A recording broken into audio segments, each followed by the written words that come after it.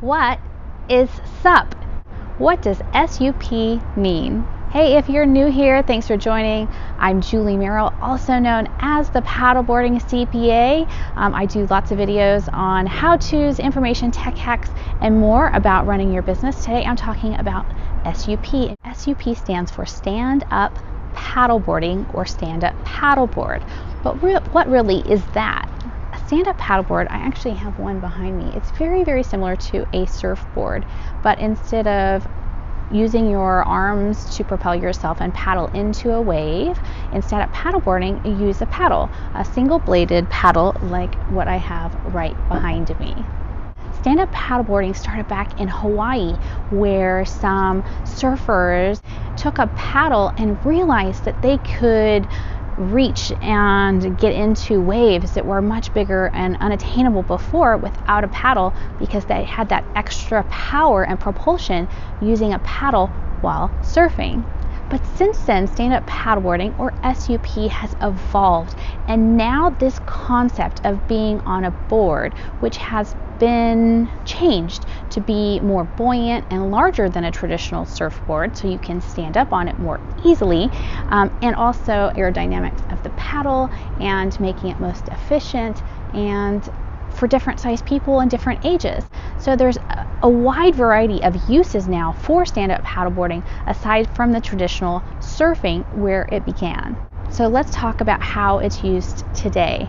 You will still see stand-up paddleboarders out there amongst other surfers. Now, surfers might not like it as much because with a paddle you can catch waves and get in a lot faster and drop in on waves that surfers will take more time on. Where I prefer to SUP or stand-up paddle is flat water.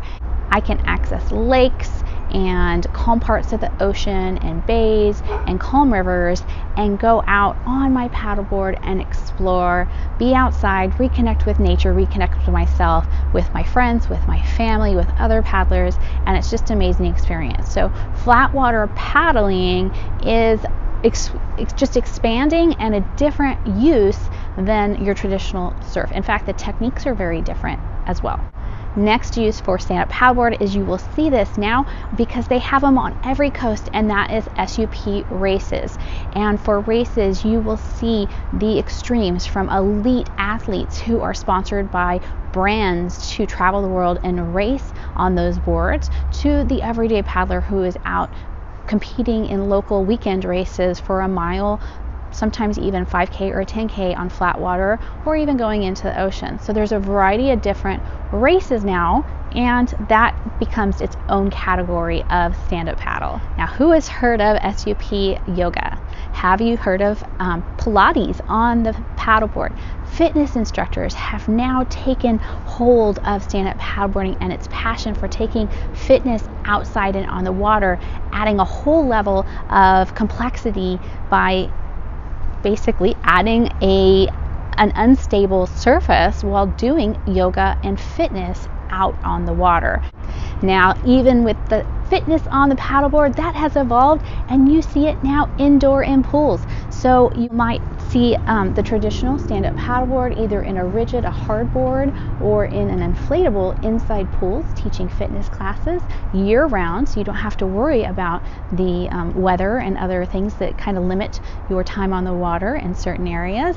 And you also see a different kind of innovation. Now they have floating mats that can be used in indoor pools as well. So this indoor floating yoga, indoor floating fitness, indoor SUP fitness, indoor SUP yoga, that's what gyms and indoor pools are incorporating now to bring this inside and be able to teach it year-round. Now, on the other side of the spectrum, from having like a safe, controlled environment with warm water indoors, you have the adventurers who are hitting the rivers on paddleboards.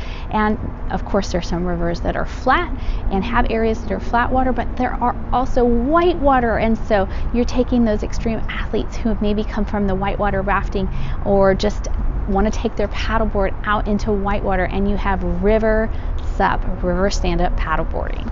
along the lines with adventure. You now have adventure trips, and so you can find anything from like a week-long or 10-day retreats to destination locations where paddleboarding is included or the focal point of the retreat, in addition to 2- and 3-day trips where maybe you paddle up the river, sleep on the board, camp, do some yoga and hiking, and paddle back down the next day. So definitely these local and international adventure trips are up and coming, and another way to enjoy stand-up paddleboarding. Now let's talk about fishing.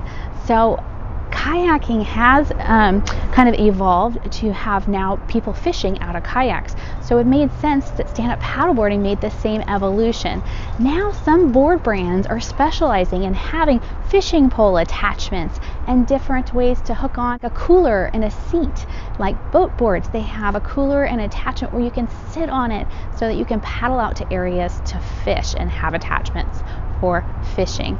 So another use for paddleboards, getting you to places that you can't traditionally get in boats, and maybe an easier way to store your equipment and not need a trailer to go out fishing on the water. So now Bote, let's talk about Bote. They have come out with a way to evolve the stand-up paddleboard even more for fishing, in that they have an inflatable and rigid version, a hardboard, that now allow for attachments of a motor. So we talk about what is SUP and using a paddle to propel yourself while standing on a paddleboard.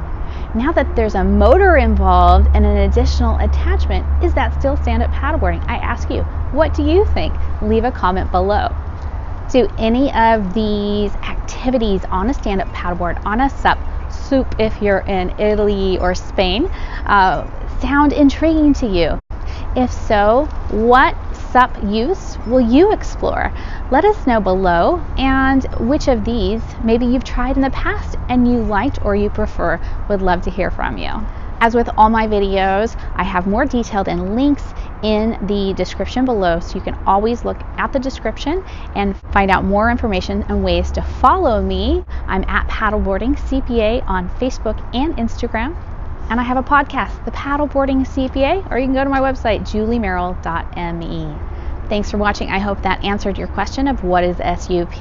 Now get outside and explore, connect with nature, and find ways to hit the water and reconnect with yourself.